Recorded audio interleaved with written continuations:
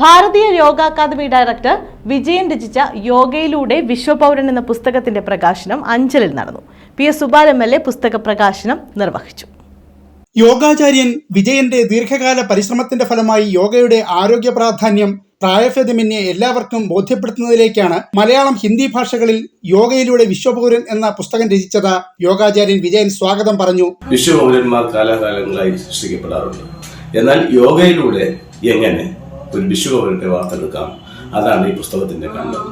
അതായത് personal yoga, family yoga, society yoga, national yoga, then universal yoga. ആ universal യോഗയിൽ എത്തുമ്പോൾ ഒരു വ്യക്തി തീർച്ചയായും വിശ്വപൗരനായി തീർന്നാണ്.